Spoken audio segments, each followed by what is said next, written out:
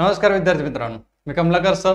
आजच्या या एक्सप्लेन सिरीजमध्ये मी तुम्हा सर्वांचं सहर्ष स्वागत करत आहे. मित्रांनो, आज आपण नवोदयची जी महासराव परीक्षा आहे तिचं स्पष्टीकरण पाहणार आहोत. त्याच्यामध्ये अंकगणिताचा जो भाग आहे तो भाग या ठिकाणी आपण पाहणार आहोत आणि त्याच्यानंतर भाषा विषयाचा जो भाग आहे तो या ठिकाणी आपण पाहणार आहोत. मित्रांनो, आपण जर पाहिलं नवोदय परीक्षेमध्ये मागच्या 2019 पासून जो पॅटर्न आहे 20 प्रश्न विचारण्याचा अंकगणितावरती, तोच पॅटर्न आपण या ठिकाणी घेतलेला आहे. आणि जे 2024 ला बदल झालेले आहेत कशामध्ये, अभ्यासक्रमामध्ये जे भाग गहाळ केले आहेत किंवा वगळले आहेत आणि जे भाग ऍड केले आहेत त्याच्यानुसार हा पेपर आपण या ठिकाणी तयार केलेला आहे आणि त्याचं स्पष्टीकरण आज आपण पाहणार आहोत. तर मित्रांनो, या ठिकाणी जर पाहिलं तर 41 नंबरला म्हणजे दुसऱ्या भागामध्ये आपल्याला अंकगणित हा भाग विचारला जातो. त्याच्यामध्ये जे 20 प्रश्न आहेत ते या ठिकाणी आपण पाहणार आहोत. मित्रांनो, पाहिलं तर पहिला प्रश्न बघा, एका वस्तूच्या 60 रुपये छापेल किमतीवर 1/4 सूट दिली तर दुकानदाराला खरेदी किमतीच्या 1/10 पट तोटा झाला तर त्या वस्तूची खरेदी किंमत किती? काय झाला, 1/10 पट तोटा झालेला आहे आणि अगोदर काय दिली होती, त्यांनी सूट दिली होती. तर अशा गणितामध्ये शॉर्ट मेथडनं जर जायचं झालं तर पहा, या ठिकाणी त्याच्या वस्तूची छापील किंमत किती आहे, 60 रुपये. त्याने सूट किती दिली आहे, 1/4. म्हणजे आपल्याला या ठिकाणी सूट किती दिली ती अगोदर काढावी लागेल. या पद्धतीने काढलं तर 4 × 4 आणि 15 × 60. म्हणजे त्यांनी जी सूट दिली आहे ती दिली आहे 15 रुपये. किती, 15 रुपये. याच्यावरून आपण काढू शकतो की आपण त्या व्यक्तीनं वस्तू विकली कितीला हे काढू शकतो. म्हणजे या ठिकाणी जर विक्री काढायला गेलं तर विक्री जर काढायला गेलं तर या ठिकाणी 60 काय आहे, छापील किंमत आहे, बरोबर आहे. त्याच्यामधून 15 जी सूट दिली आहे ती वजा केली, ही किती आली आता, 45 रुपये. किती आली, 45 रुपये. म्हणजे ही वस्तू जी आहे ती 45 रुपयाला त्या व्यक्तीनं विकलेली आहे. आता या ठिकाणी 45 रुपयांना विकली, परंतु काय झालं, त्याला तोटा झाला. किती झाला तोटा झाला 1/10. म्हणजे काय, खरेदी किंमत 10 होती आणि 1 त्याच्यावर काय झालेला आहे, तोटा झालेला आहे. आणि या ठिकाणी आपल्याला विक्री किंमत किती मिळालेली आहे, 45 रुपये. मग 45 रुपये म्हणजे किती, तर या ठिकाणी तोट्याची रक्कम, तोटा झालेला असतानाची जी विक्री किंमत आहे ती या ठिकाणी दिलेली आहे. या ठिकाणी 10 आहे आणि या ठिकाणी 1 आहे. या 10 मधून जर का आपण 1 काढला, का काढला, कारण की 1 तोटा झालेला आहे, तर आपल्याला या किमतीच्या बरोबरचं त्या ठिकाणी गुणोत्तर मिळेल. मग या जर पाहिलं 10 मधून 1 जर काढला तर या ठिकाणी आलं 9 आणि छेदामध्ये आलं 10. म्हणजे 45 रुपये जे आहेत तर ते या रेशोमध्ये आहेत. मग याला जर 45 ला पलीकडे नेलं, 45 गुणिले 10 अंशातले छेदामध्ये गेले, छेदातले अंशात गेले आणि 9 जे आहेत ते छेदात गेले. भाग दिला आपण या ठिकाणी, 9 × 9 9 × 5 45. आणि या ठिकाणी जर गुणाकार केला 5 × 10 तर ती जी वस्तू होती तर ती वस्तू होती 50 रुपयाची. किती रुपयाची होती, 50 रुपयाची. अशा पद्धतीने जर पाहिलं तर ऑप्शन नंबर बी हे आपलं बरोबर आन्सर आहे. काही अडचण कोणाला नाही. जर अडचण असेल तर त्या ठिकाणी कमेंट बॉक्स मध्ये तुम्ही टाईप करून पाठवायची आहे. चालेल. नंतरचा प्रश्न बघा, खूप छान प्रश्न आहे आणि असा प्रश्न नवोदय विचारतं. तर या ठिकाणी जर पाहिला प्रश्न तर एकक, दशक, शतक, हजार, 10,000, लक्ष हे तर सर्वांना माहित आहे. 8,76,943 मध्ये 7च्या स्थानिक आणि जातीय मूल्यात अंतर किती? या ठिकाणी आपल्याला स्थानिक मूल्य समजतं, परंतु हे जातीय मूल्य काय आहे हे आपल्याला बऱ्याच वेळेस समजत नाही. मग जातीय मूल्य म्हणजे काय, तर लक्षात ठेवायचं आहे स्थानिक किंमत आणि हे जातीय मूल्य म्हणजे दर्शनी किंमत. काय, दर्शनी किंमत. या ठिकाणी कशाच्या स्थानिक किंमत आणि दर्शनी किंमतीमधलं अंतर काढायचं. अंतर म्हणजे काय, फरक काढायचा आहे. तर या ठिकाणी 7च्या, मग 7 जे आहे ते कोणत्या स्थानावर बसलेलं आहे ते आपल्याला पाहायचं आहे. मग या ठिकाणी एकक, दशक, शतक, हजार, 10,000 म्हणजे 7 × 10 या ठिकाणी आपल्याला करावं लागेल. 10,000 या ठिकाणी करावं लागेल. मग याची किंमत किती आली, 7ची स्थानिक किंमत 1000. मग याच्यामधून दर्शनी किंमत त्या ठिकाणी वजा करायची आहे. मग या ठिकाणी दर्शनी किंमत किती आहे 7 ची? फक्त 7 ही, म्हणजे जी दिसते तीच त्या ठिकाणी दर्शनी किंमत असते. मग वजाबाकी केली, या ठिकाणी उसना घेण्याचा कार्यक्रम करायचा आहे.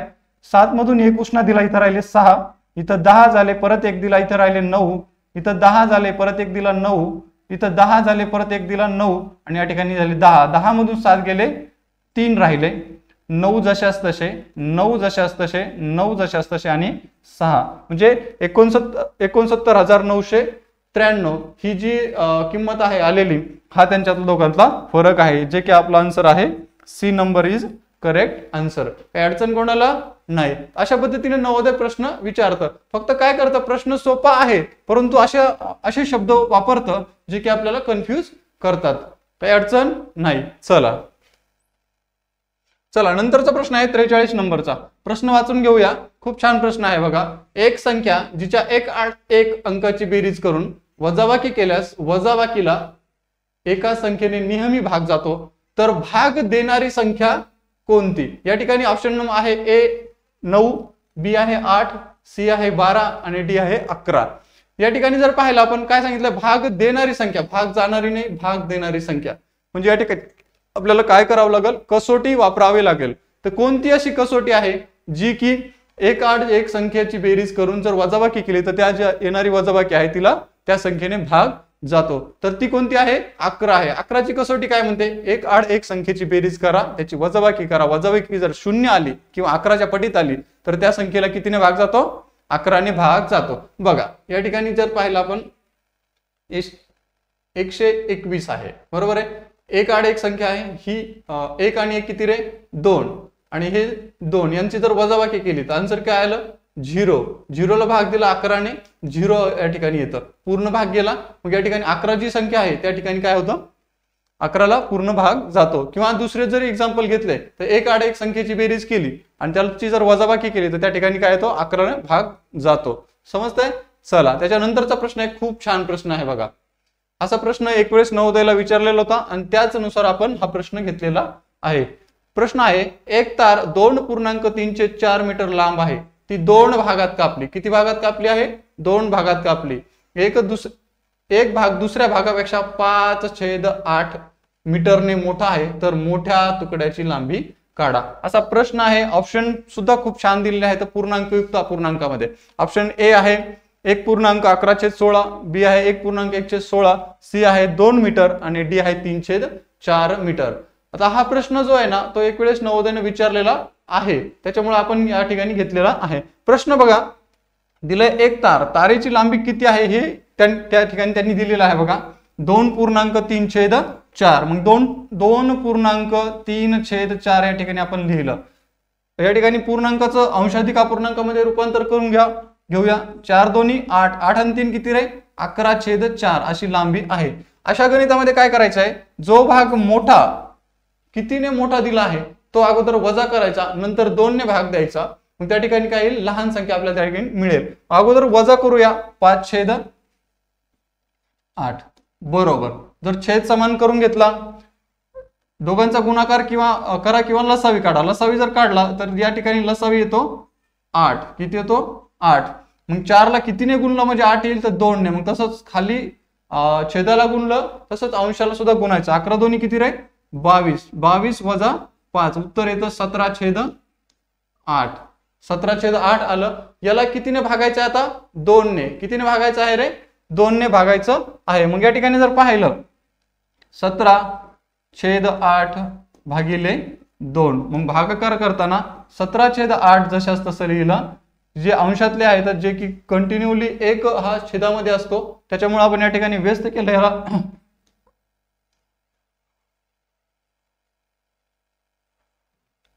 आपल्याला या ठिकाणी भागाकाराची क्रिया करायची आहे म्हणून 17/8 लिहिलं. भागाकाराच्या विरुद्ध केलं गुणाकार आणि 2/1च्या ऐवजी काय केलं 1/2. मग या ठिकाणी जर पाहिलं या ठिकाणी उत्तर लिहिलं, गुणाकार करायचा आहे. 17/1 17 आणि 8 दोन्ही किती? 16. जर पूर्णांकयुक्त अपूर्णांकामध्ये जर आपण उत्तर काढलं, या ठिकाणी लिहितो मी 17/16.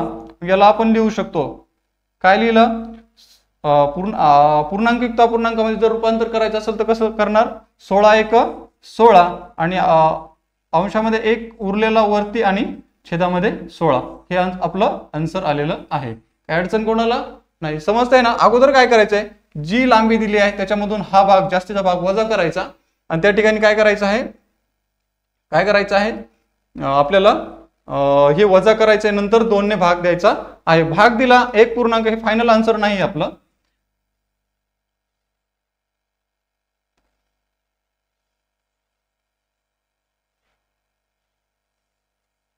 हे फायनल आन्सर नाही आपलं. 1.1/16 नाहीये, आपण 17/16 लिहिलं, त्याच्यामध्ये प्लस करायचं आहे 5/8. 5/8 हे काय करायचं आहे, प्लस करायचं आहे. मग या ठिकाणी जर पाहिलं तर गुणिले 2, वरतीही गुणिले 2, छेद समान करून घेतला या ठिकाणी. तर या ठिकाणी इथेच लिहितो 17 अधिक 10 छेदामध्ये 16, उत्तर येतं 27 छेदामध्ये किती 16, आणि याला जर भाग दिला तर 1.11/16 या ठिकाणी आन्सर येतंय. काय अडचण नाही. याचं एक्सप्लेन तुमचे जे महासरावचे सेंटरचे जे संचालक आहेत ते एक वेळेस देतील. नाही समजलं तर हा व्हिडिओ पाहायचा आहे. काय अडचण नाही. चला, नंतरचा प्रश्न आहे, खूप छान प्रश्न आहे बघा. प्रश्न आहे 2,05,509. काय आहे प्रश्न, 2,05,509 ही संख्या अंकात कशी लिहाल, हा मोठा प्रश्न आहे. आणि लिहिते वेळेस थोडंसं कन्फ्युज होतं बघा. कधी कधी काय होतं, आपण जे संख्येचे स्थान आहेत ते मागे पुढे करतो. मग अशा वेळेस काय करायचं, आपण लिहायचं आहे व्यवस्थितपणे जे संख्येचे स्थान आहेत ते अशा पद्धतीने लिहायचे. एकक, दशक, शतक, हजार, 10,000, लक्ष. काय, लक्ष, दशलक्ष आणि कोटी. समजतंय. मग या ठिकाणी काय सांगितलं आहे त्यांनी, 9 काय दिलंय, 9 किंवा इकडनं सुरू करायचं 2 कोटी. मग या ठिकाणी लिहिले 2 कोटी. लक्ष, दशलक्ष एखादी संख्या आहे का इथे, नाहीये. मग त्या ठिकाणी काय लिहायचा, 0. लक्ष सुद्धा आहे का, नाहीये, तिथं सुद्धा 0. 10,000 आहे का, नाही, मग त्या ठिकाणी सुद्धा लिहायचा 0. हजार आहे का, तर आहे 5,000. त्याच्यानंतर 5,000, त्या ठिकाणी शतक आहे का रे, आहे. मग शतक किती आहे तर 500 आणि 9. दशक या ठिकाणी नाही, म्हणून या ठिकाणी 0 लिहिला, या ठिकाणी 9. तर अशी कोणती संख्या आहे जी की ऑप्शन मध्ये आहे, तर ती कोणती आहे, सी नंबरचा ऑप्शन जे आहे ते या पद्धतीने आहे बघा. 2,000,5,509. यालाच आपण असं वाचू शकतो 2,05,509. इथं मात्र कन्फ्युज होतं, 0 द्यायचा एखादा विसरतो आणि आपला आन्सर चुकतं. क्वेश्चन एकदम सोपा आहे, जो की स्कोरिंग क्वेश्चन आहे, सर्वांनाच यायला पाहिजे. चला, नंतरचा प्रश्न आहे बघा, खूप छान प्रश्न आहे बघा. आता या ठिकाणी तुम्हाला वापरायचा आहे बॉडमास. तर 46 नंबरचा जो प्रश्न आहे ना, त्याच्यामध्ये बॉडमास वापरायचा आहे. तर कशा पद्धतीने वापरायचा बॉडमास, या ठिकाणी दिलेला आहे बघा. 3.003 गुणिले 15 अधिक 0.0123 अधिक 5.002575 ला सोडवल्यास नंतर लगभग किंमत विचारली त्यांनी. काय विचारली, लगभग. हा जो प्रश्न आहे व्यंजक अंदाजीकरणचा प्रश्न आहे. म्हणजे काय करायचंय आपल्याला, जवळची जी संख्या आली त्याला काय करायचं, पूर्णांकात कंटिन्यू करायचं आहे. प्रश्न दिलेला आहे, खूप छान प्रश्न आहे. अगोदर काय करायचं, गुणाकार करायचा. गुणाकार करते वेळेस काय करायचंय, बॉडमासच्या नियमानुसार, जो की कंचे भागू बेचा नियम आहे त्याच्यानुसार अगोदर गुणाकार करून घ्यायचा, भागाकार नसल्यामुळं. मग 3.003 गुणिले किती रे, 15. बिनधास्त गुणाकार करून घ्यायचा. 15 गुणिले 3, 15 त्रिक 45. 15 त्रिक किती, 45. 45 ला किती लिहू, 5. हातच्याले 4. 15,0,0 4, 15,0,0 आणि 15 त्रिक 45. किती घर सोडून दशांश आहे, 3 घर सोडून. मग 1, 2, 3 या ठिकाणी 45.045 हे या ठिकाणी या दोघांचा गुणाकार आलेला आहे. आता काय करायचं आहे, आता बेरीज करायची आहे, सर्वांचीच बेरीज करायची आहे. काय करायची, आता सर्वांचीच बेरीज करायची आहे. मग बेरीज करते वेळेस ही तर आलेली आहे, या दोघांची काय करायचे, दशांश खाली दशांश घ्यायचे सर्वांचे. मग या ठिकाणी दशांश खाली दशांश घेतला, 0 लिहिलं, दशांश खाली दशांश, 0, 1, 2, 3 आणि नंतरची ही सुद्धा संख्या जशाशी लिहिली, दशांश खाली दशांश 0 0 2 5 7 5 बेरीज करायची 5 जशास तसे 7 जशास तसे बेरीज करायची आहे पूर्ण ही, कारण की हे एकच सिम्बॉल आहे ना, हा त्यामुळे 5 आणि 3 8 5 आणि 2 7 आणि 2 9 4 आणि 1 5 0 दशांश खाली 0 खाली 0 जशास तसं आणलं 5 आणि 5 10 ला 0 हातच्याले 1 आणि या ठिकाणी 5. आता इथं ऑप्शन अशा पद्धतीचं नाहीच आहे. मग आपल्याला काय करायचंय तर लगभग किंमत पाहायची आहे. लगभग किंमत म्हणजे काय, व्यंजक अंदाजीकरण मध्ये काय आपल्याला दशांशामध्ये जर का अपूर्णांकामध्ये आन्सर आलं तर त्याला आपल्याला जवळची संख्या जी आहे पूर्णांक त्याच्यामध्ये आपल्याला कन्वर्ट करावं लागतं. याच्यामध्ये आन्सर बघा विद्यार्थी कन्फ्यूज होऊ शकतात. एखादा विद्यार्थी 51 सुद्धा म्हणू शकतो, पण हे आन्सर त्या ठिकाणी नाही. याचा आन्सर आहे 50. का बरं, का 50 हा प्रश्न कन्फ्यूज का करतो, कारण की या ठिकाणी पहा 50.05 या ठिकाणी दिलेलं आहे. जर का 50.5 असं जर दिलं असतं आणि समोर 5 असतं तर या ठिकाणी आपण 51 ला या ठिकाणी क्लिक केलं असतं, कारण की व्यंजक अंदाजीकरण मध्ये दोन गोष्टी लक्षात ठेवायच्या. आता जर का 1 ते 50 पर्यंतची जर संख्या असेल तर तिला कन्वर्ट करायचं आहे 1 मध्ये, बरोबर आहे, कशामध्ये 1 मध्ये. आणि जर का 51 ते 100 काय 51 ते 100 ची जर संख्या असेल याच्यामध्ये मधली जी संख्या असेल तिला कन्वर्ट करायचं आहे 100 मध्ये. समजतंय ना, अशा पद्धतीनं. जर का या ठिकाणी लिहिलं 520 तर याला जवळच्या शतकात कसं कन्वर्ट करणार 500 मध्ये, कारण की जवळ 500 आहे ना, बरोबर. आणि जर का 566 जर असेल तर जवळचं शतक कोणतं आहे, कोणतं आहे तर ते आहे 600. काही अडचण नाही. म्हणजे जवळच्या शतकात तशाच पद्धतीने जवळचा पूर्णांक कोणता आहे यांच्या, तर सी नंबरचा पूर्णांक तो जवळचा आहे. काही अडचण नाही. अडचण असली तर मेसेज करायचा आहे किंवा त्या ठिकाणी कमेंट मध्ये सांगायचं आहे. प्रश्न क्रमांक 47 हा प्रश्न खूप छान आहे बघा. प्रश्न आहे बघा, 2 अंकी संख्येमध्ये 7 हा अंक किती वेळा येतो. 2 अंकी संख्यामध्ये 7 हा अंक किती वेळा येतो. नवोदयने मागच्या वर्षी असाच प्रश्न विचारला होता. 9 हा अंक किती वेळा असं विचारलेलं होतं. ऑप्शन नंबर ए आहे 18, बी आहे 19, सी आहे 20 आणि डी आहे 21.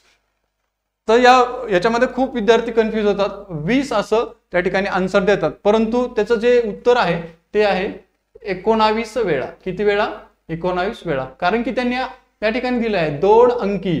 2 अंकी मध्ये 9 हा अंक येईल का रे, येईल का, नाही येणार. का, कारण की 2 अंकी संख्या सुरू होतात 10 पासून, कुठपर्यंत सुरू होतात जातात 99 पर्यंत. त्याच्यामुळे हा जो 9 आहे जो की 1 ते 100 मध्ये 20 वेळा येतो, परंतु 2 अंकी संख्यामध्ये किती वेळा येतो 19 वेळा. काही अडचण कोणाला नाही. सर्वांनी ह्या ज्या संख्या आहेत किती वेळा येतात यांच्या ज्या वारंवारता आहेत त्या आपल्याला पाठ करायच्या आहेत. चला 48 नंबरचा प्रश्न आहे. खूप छान प्रश्न आहे, खूप छान प्रश्न आहे. या प्रश्नामध्ये सर्वजण कन्फ्यूज होतात. प्रश्न बघूया. प्रति ₹50 मागे अजय 4.2 रुपयाचा लाभ मिळवतो, तर प्रति 20 या नोटा स्वरूपातील 10 नोटा मागे तो किती लाभ मिळेल. ऑप्शन नंबर ए आहे 20, बी आहे 40, सी आहे 18 आणि डी आहे 25. याच्यामध्ये कोणाला काही अडचण नाही. प्रश्न समजून घ्यायचा आहे. आता बघा या ठिकाणी जर पाहिलं 50 रुपया मागे या ठिकाणी लिहितो 50 रुपया मागे किती रे 4.1/2 नफा मिळवतो. याला पूर्णांकाचं जे आहे ते अंशाधिक मध्ये करून घेऊया. 50 बरोबर 4 2 8 8 आणि 1 9 9 किती 2 नफा मिळवतो. आणि यांनी काय सांगितलंय 20 रुपयाच्या किती नोटा 10 रुपये 10 नोटा म्हणजे 20 रुपयाच्या 10 नोटा. एकूण किती रक्कम आहे 200 रुपये. किती रुपये 200 रुपये. मग मला सांगा या ठिकाणी 50 बरोबर 9/2 तर 200 बरोबर किती या ठिकाणी आपल्याला काढायचं आहे. क्रॉस गुणाकार करायचा आहे. 200 गुणिले 9/2 भागिले किती रे 50 बरोबर आहे. काटाकाटी केली 0 कटला 0 कटला 5 1 5 5 चौक 5 चौक 20 आणि 2 1 2 आणि 2 दोन्ही 4 दोघांचा गुणाकार केला तर या ठिकाणी त्यांना मिळेल 18 रुपये नफा. याच्यामध्ये फक्त समजून घ्यायचं होतं नोटांचं जे आहे ते कन्वर्ट करायच्या होत्या, एकत्रित करायच्या होत्या आणि क्रॉस गुणाकार करायचा होता, जो की या पद्धतीने केला. 50 गुणिले किती तर आणि 200 बरोबर या ठिकाणी गुणाकारामध्ये केलेलं आहे. काही अडचण कोणाला नाही. तर option number C is a correct answer. चला नंतर पाहूया. प्रश्न आहे 49 नंबरचा. प्रश्न खूप छान आहे बघा, खूप छान प्रश्न आहे. का घेतला असेल हा प्रश्न? हा प्रश्न आहे ना, मागच्या वर्षी सिलेबस चेंज झाला आणि कोण आणि कोणाच्या प्रकारवरती आपल्याला किती प्रश्न विचारले त्यांनी? किती? 2 प्रश्न विचारले. म्हणजे 2.5 मार्क, 2.5 मार्क त्या ठिकाणी काय विचारलेले आहेत आणि याच्यावरती आपला रिझल्ट होता. बरोबर आहे. त्याच्यामुळे आपल्याला काय करायचं आहे? कोण आणि कोणत्या प्रकारचा अभ्यास करायचा आहे. याच्यामध्ये कोणकोणता अभ्यास करणार, कोणाचे प्रकार आहेत, कोण कसा काढायचा, एकूण 360 आहे, पाण्यातली प्रतिमा असेल, आरशातील प्रतिमा, हे सुद्धा त्या ठिकाणी कोणाचंच येऊ शकतं. त्याच्यानंतर बघा, एका कोणाच्या दुपटीपेक्षा 9 ने जास्त आहे. काय? एका कोणाच्या दुपटीपेक्षा 9 ने जास्त असलेला कोण, हे दोघे परस्परांचे कोटी कोण असतील तर त्यातील मोठ्या कोणाचे माप किती? मला सांगा, पहिली कन्सेप्ट या ठिकाणी दिली आहे की कोटी कोण. कोटी कोण म्हणजे काय? 2 कोणांचं माप हे किती असतं रे? 90 अंश असतं. 2 कोणाच्या मापाची बेरीज किती असते? 90 अंश असते. मग एक 45 45 चे 2 असू शकतात, 60 90 असू शकतात, 80 10 असं सुद्धा असू शकतो. किती आहे? 90 यायला पाहिजे. मग आता जर पाहिलं आपण तर काय दिलं आहे त्यांनी? एक कोण कोणता रे? एक्स. आणि दुसरा कोण दिला आहे आपल्याला? एक्स. दुसरा जो कोण दिलाय तो दिला आहे की दुपटीपेक्षा 9 ने जास्त, म्हणजे एक्स ची दुप्पट आणि प्लस किती? 9 ने जास्त. मग या ठिकाणी या दोघांची बेरीज किती आहे रे? 90. काय? 90. या ठिकाणी कन्सेप्ट पाहायची गरज नाही तुम्हाला, कन्सेप्ट सर्व झालेले आहे, तर तुमचा सिलेबस सुद्धा पूर्ण झालेला आहे. बरोबर आहे. मग या ठिकाणी दोघांची बेरीज किती आहे? 90. मग या ठिकाणी 90 जशाच तसं ठेवलं. बरोबर आहे. 2x आणि 3 90 जशा, एक मिनिट, हा या ठिकाणी जर बेरीज करून घेतली 2x आणि 1x किती रे? 3x प्लस किती? 9 बरोबर किती रे? 90. मग 3x बरोबर 9 पलीकडे नेले, 90 मायनस 9, आन्सर किती आलं रे? 81. 3x बरोबर 81. तर x बरोबर किती रे? 81/3. गुणाकार या ठिकाणी भागाकार केला, 3 1 3 आणि 27 3 51. बरं या ठिकाणी x बरोबर किती आलं रे? इथे लिहितो, x बरोबर 27. पण आपल्याला काय सांगितलंय? मोठ्या कोणाचे माप. मोठा कोण कोणता आहे? 2x plus 9. 2x plus 9. 2x 2 किती आहे? x किती आलेला आहे? 27 अधिक किती रे? 9. गुणाकार केला, 27 दोन्ही 54 आणि त्याच्यामध्ये 9 मिळवले, आन्सर आला आपलं 63. किती? तो जो कोण आहे ना 2 नंबरचा मोठा कोण, तो आहे 63 अंशाचा. किती अंशाचा? 63 अंशाचा तो मोठा कोण आहे. काही अडचण कोणाला नाही. अशा पद्धतीने फक्त कन्सेप्ट लक्षात ठेवायची आहे की काय होत आहे म्हणून. चला त्याच्यानंतरचा प्रश्न आहे, खूप छान प्रश्न आहे बघा. हा प्रश्न ट्रिकी आहे. एका 2 अंकी संख्येच्या अंकाची बेरीज 14 आहे, ज्यामध्ये 9चा चौथा गुणिते कमी केल्यास येणाऱ्या संख्येच्या अंकामध्ये अदलाबदल होते. इथं 2 गोष्टींना शिकू शकतो आपण. काय? 9चा चौथा गुणिते अवयव गुणिते हा घटक आला याच्यामध्ये आणि त्याच्यानंतर अंकाची बेरीज, बेसिक वरती हा प्रश्न आलेला आहे. तर पहा इथं काय सांगितलंय? 2 अंकाची बेरीज किती आहे? 14. ऑप्शन मध्ये पाहायचं 2 अंकाची बेरीज 14 आहे का? 8 आणि 6 14, 9 आणि 5 14, 8 आणि 6 14, 9 आणि 5 14 आहे. पण या ठिकाणी काय सांगितलंय? त्या संख्येमधून 9चा चौथा गुणक वजा करायचा आहे. 9चा चौथा गुणक वजा केला तर 9 चौक किती रे? 9चा चौथा गुणक किती? 9 गुणिले 4, 9 चौक 36. हा वजा करायचा आहे. हा जर वजा केला तर आपल्याला काय येणार आहे? त्या ठिकाणी काय येणार आहे? त्या संख्येच्या अंकामध्ये अदलाबदल होणार आहे. काही अडचण कोणाला नाही. या ठिकाणी बघा, 86 मधून जर का 36 वजा केले, 0 6 मधून 6 गेले 0, 8 मधून 3 गेले, या ठिकाणी आन्सर आलं 50. जी संख्या आली तिच्या अंकामध्ये अदलाबदल झाली का? नाही झाली. मग या ठिकाणी 68 मध्ये होऊ शकतं का रे? 68 वजा 36 2 3 झालं का? नाही. म्हणजे 68 सुद्धा नाही, 86 सुद्धा नाही.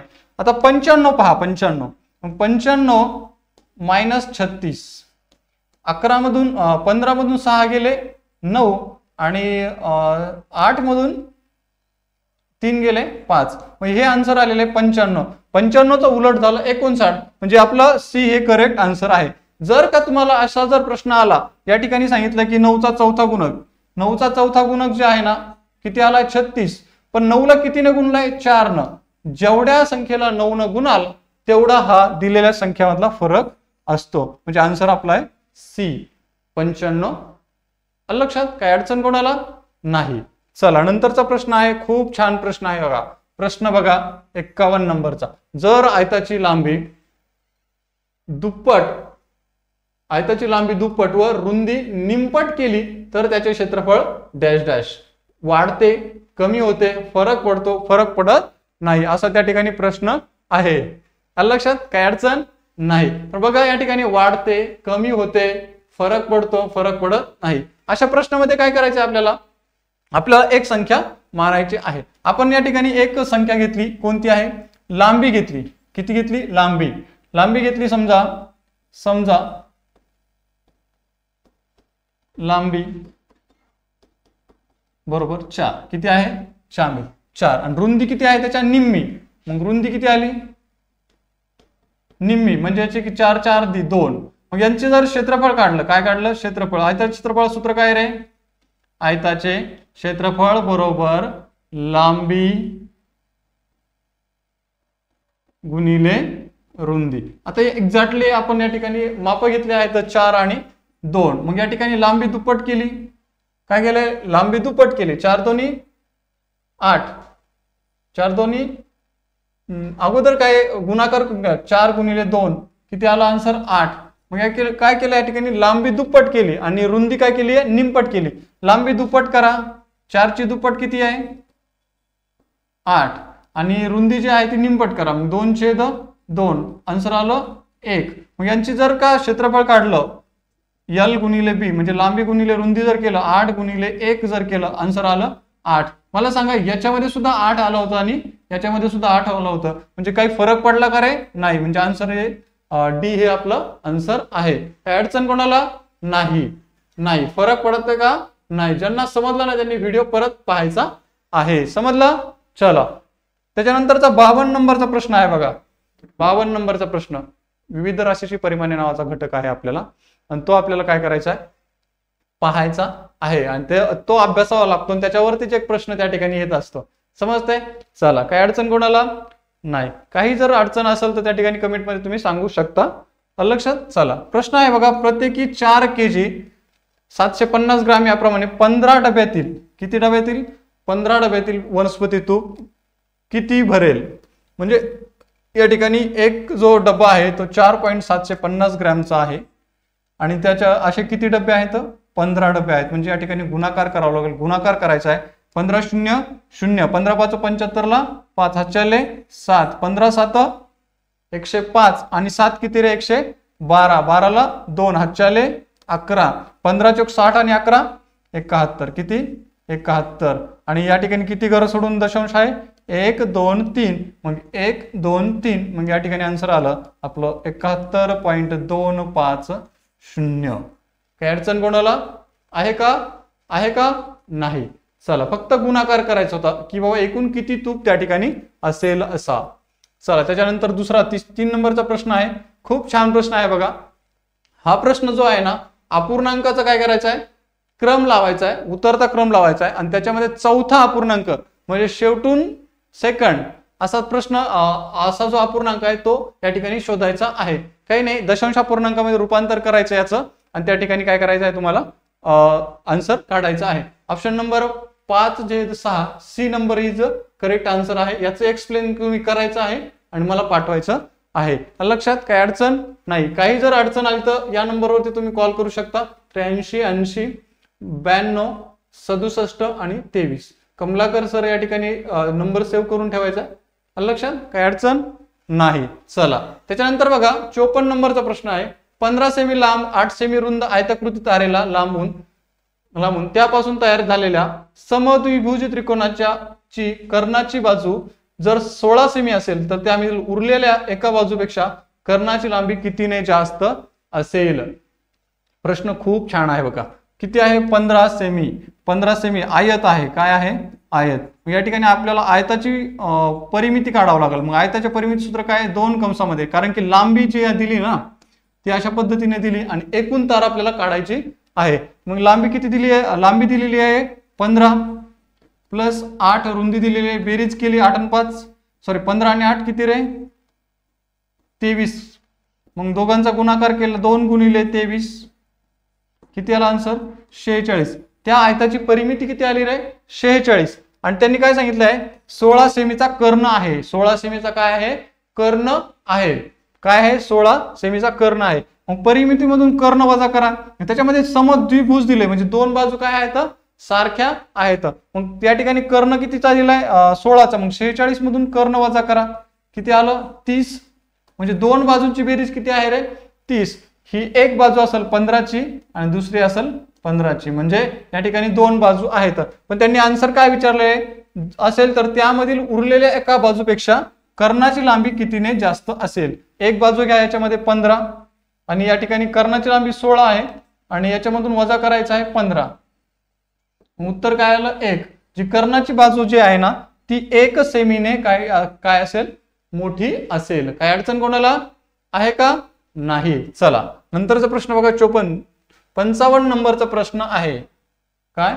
55 नंबरचा प्रश्न आहे. प्रश्न आहे बघा. माप कोन PQR बरोबर 150 तर खालीलपैकी कोणते विधान सत्य नाही? कोणतं विधान सत्य नाही असा प्रश्न त्या ठिकाणी विचारलेला आहे. प्रश्न बघा. ऑप्शन नंबर ए आहे त्याचा काटकोन काढता येईल. बी आहे त्याचा विरुद्ध कोन काढता येईल. सी आहे त्यांचा रेषीय जोडीतील कोन काढता येईल आणि डी आहे त्याचा पूरक कोन काढता येईल. मला सांगा रे त्याचा पूरक कोन काढता येईल का? हा येईल ना. एक जर 150 असेल तर पूरक कोनाची बेरीज किती असते रे? 180 अंश. मग दुसरा किती येईल रे? 30 अंश येईल. कारण की 180 मधून जर का आपण 150 वजा केले तर 30 अंश येईल. मग काढता येईल म्हणजे हे सुद्धा बरोबर आहे. सी नंबर आहे त्यांचा रेषीय जोडीतील कोन काढता येईल. बरोबर आहे ना. रेषीय जोडीतील कोन हा जर का 80चा असेल 100% हा 170 अंशाचा असेल. रेषीय जोडीतील कोन सुद्धा काढता येईल. त्याचा विरुद्ध कोन काढता येईल. बरोबर आहे. विरुद्ध कोन काढता येईल. हे बघा या ठिकाणी हा जर 110 अंशाचा जर असेल तर हा विरुद्ध कोन किती अंशाचा असतो? 110 अंशाचा. विरुद्ध कोनही काढता येईल. पण काटकोन काढता येईल का? काढता येईल का? नाही. कारण की काटकोन किती अंशाचा असतो? 90 अंशाचा. आणि हा ऑलरेडी 150 अंशाचा आहे म्हणजे मोठा होईल. त्याच्यामुळे हे ऑप्शन नंबर ए हे चुकीचं आहे. आपल्याला या ठिकाणी चुकीचं विधान ओळखायचं होतं. काय अडचण कोणाला आहे का? नाही. चला चला चला चला त्याच्यानंतर 56 नंबरचा प्रश्न आहे ना याचा आन्सर तुम्हाला काढायचा आहे आणि तुम्हाला मला कमेंट मध्ये पाठवायचा आहे. त्याचा ऑप्शन नंबर ए हे त्याचं करेक्ट आन्सर आहे. 13/60. काय अडचण नाही. चला त्याच्यानंतर बघा 57 नंबरचा प्रश्न आहे. खूप छान प्रश्न आहे. खूप छान प्रश्न आहे बघा. एका अंतराच्या 3/8 अंतर जे की 600 मीटर होते जे 5 तासात पूर्ण केले तर अगोदरच्या वेगापेक्षा 1.5 पट वेग वाढवला तर पूर्ण अंतर किती वेळात पूर्ण होईल? या ठिकाणी अंतर काय दिलेलं आहे? 3/8 जे की कशाच्या बरोबर आहे? 3/8 बरोबर आहे 600च्या. कशाच्या? म्हणजे एकूण अंतर किती आहे रे? 600 गुणिले याला पलीकडे घेऊन गेलं 8 अंतर आहे आणि 3 भाग या ठिकाणी दिलेले आहे. 3 1 3 3 2 6 या ठिकाणी एकूण अंतर आहे 1600. किती आहे? 1600. त्यांनी काय सांगितलंय? ते 5 तासात पूर्ण करते. किती तासात? 5 तासात. म्हणजे प्रति तास वेग काय आहे रे? 480. 1 मिनिट. हा 5 1 5 5 3 15 उरले किती रे? 1 झाले 12 5 2 10 उरले किती रे? 2 आणि 5 चोक 20 324 त्या ठिकाणी. 1 मिनिट एकच मिनिट. हा 5 1 5 इथं 1600 लिहायला पाहिजे होतं असं माझं मत होतं. किती लिहिलं? 1600 भागिले किती रे? 5 5 1 5 5 3 15 उरला 1 5 2 10 म्हणजे 320 किलोमीटर पर आवर ती गाडी जाते. त्यांनी काय सांगितलंय, या वेगापेक्षा हा जो वेग आहे ना याच्या दीडीनं म्हणजे 1 पूर्णांक किती रे, 1/2 भागाने त्या ठिकाणी वाढवायचा आहे. म्हणजे 320 गुणिले 1.1/2 म्हणजे म्हणजे 320 गुणिले 3 किती रे 2. या ठिकाणी जर पाहिलं तर 16 दोन्ही 32, 160 गुणिले 3 म्हणजे 480 हा वेग त्या ठिकाणी ठेवावा लागेल. आता काय करायचं आहे, 480 त्या ठिकाणी वेग झाला, कारण की कितीने वाढवला, 1.5 पट वेग वाढवला. किती, 1.5 पट वेग वाढवला. आता 1600 मीटर एकूण अंतर आहे, भागिले किती 480, भाग द्या, 0 कटला 48 एक 16, 16 एक 16, 16 त्रिक 48, उरलं 10/3. आणि या ठिकाणी जर भाग दिला तर 3 एक 3, 3 त्रिक 9, 1/3 हे तुमचं करेक्ट आन्सर आहे. काय अडचण कोणाला, 1/3, 3.1/3 हे आपलं करेक्ट आन्सर आहे. काही अडचण आहे का, नाही. चला चला चला त्याच्यानंतरचा बघा प्रश्न आहे, पुढील पैकी पदावलीचे योग्य उत्तर असणारा पर्याय निवडा. पुढील पैकी पदावलीचे योग्य उत्तर असणारा पर्याय निवडा. बघा पदावली सोडवायची आहे सर्वांनाच आपल्याला. बघा या ठिकाणी दिला आहे 24 - 12 अधिक 3 गुणिले 5 बरोबर 27. आपल्याला 27 आन्सर आणायचे. यांचं दोघांचा गुणाकार केला, 3 5 15, अगोदर बी गुणाकार केला, नंतर 15 मधून 12 गेले किती आले 3. पण कोणते 3, एकच मिनिट. हा या ठिकाणी यांचा गुणाकार केला, 5 त्रिक 15, 15 अधिक या ठिकाणी किती आहे -12 आणि या ठिकाणी किती आहे 24. किती आहे 24 मायनस, मग दोघांचा वजाबाकी केली किती आलं रे 24 + 3, मग या ठिकाणी उत्तर आलं 27. पहिलंच आन्सर हे बरोबर आहे, पण सर्व प्रूफ करणं गरजेचं आहे. या ठिकाणी भाग दिला 3 एक 3, 3 10 30 बरोबर आहे. 10 गुणिले 2 किती झाले रे 20 आणि त्याच्यामध्ये मिळवायचे किती 18, उत्तर आलं 38. पण या ठिकाणी दिले 32 म्हणजे हे चुकीचं आहे. या ठिकाणी 15 गुणिले 12, 15 गुणिले 12 वजा 2 अधिक 4 बरोबर 176. या ठिकाणी दिले 15 गुणिले 12 180 वजा 4 आणि 2 6, 4 मधून 2 गेले, या ठिकाणी उत्तर येते 16. हे सुद्धा नाही आणि हे तर आन्सर नाही, म्हणजे ऑप्शन नंबर ए ज करेक्ट आन्सर आहे. काही अडचण नाही. त्याच्यानंतर 59 नंबरचा प्रश्न आहे, खूप छान प्रश्न आहे. असे प्रश्न दरवर्षी नवोदयला विचारतात, ते आपल्याला पाहायचे आहेत. एका शाळेतील वर्ग 10वीच्या वर्गातील विषयानुसार उत्तीर्ण विद्यार्थी माहिती असलेला स्तंभालेख दिला आहे. यावरून 56 नंबरचा जो प्रश्न 59 नंबरचा जो प्रश्न आहे त्याचा आन्सर आपल्याला काय करायचंय काढायचं आहे. काही अडचण नाही. हा प्रश्न फक्त निरीक्षणावर आधारित आहे. त्यांनी प्रमाण काय दिलाय रे 1 सेमी बरोबर 10 विद्यार्थी. तर पाहिले सांगितलं बघा, तर मॅथ्स आणि इंग्लिश विषयातील विद्यार्थी उत्तीर्णची सरासरी संस्कृत आणि सायन्स पेक्षा कितीने कमी जास्त आहे. मग प्रश्न दिलाय काय दिलाय, मॅथ्स आणि इंग्लिश यांचे विद्यार्थी आहेत त्यांची सरासरी काढायची, त्याच्यानंतर संस्कृत आणि सायन्स यांची सुद्धा सरासरी काढायची आणि त्याच्यातली वजाबाकी करायची आहे. बघा मग मला सांगा मॅथ्स कुठे आहे रे, हा आहे मॅथ्स. मॅथ्सची एकूण विद्यार्थी संख्या किती आहे, या ठिकाणी आहे 35. किती आहे 35. 35 गुणिले एका सेमीसाठी किती 10, मग या ठिकाणी 35 गुणिले 10 350. त्याच्यानंतर बघा इंग्लिश कोणतं आहे, हा इंग्लिशची किती आहे रे इथं किती आहे 15. 15 गुणिले 1 सेमीसाठी 10 आहे म्हणून 15 गुणिले 10 150. यांची बेरीज केली 0 0 3 आणि 4 आणि 500. मग या ठिकाणी यांची दोघांची बेरीज किती आली 500. यांची सरासरी काढून घेतली तर 500 भागिले 2 किती आली रे 250 यांची सरासरी आली. काही अडचण नाही. आता दुसरे बघा संस्कृत किती कुठे आहे रे संस्कृत, हा संस्कृत किती आहे 20 गुणिले किती 10 बरोबर किती 200. आणि काय दिलंय सायन्सचे कुठे आहे हे किती आहे इथं 25. किती आहे 25 गुणिले किती 10 म्हणजे 250. दोघांची बेरीज किती आली 450. मग यांचा जर लसावी काढला, सॉरी सरासरी काढली तर 450 भागिले 2 किती आलं रे? 2 2 आणि 5 225. 250 सरासरी अगोदरची आलेली आहे, नंतरची आहे 225. यांची जर वजाबाकी केली तर आन्सर येतं 25. काय अडचण कोणाला नाही, म्हणजे आपला option number C is a correct answer.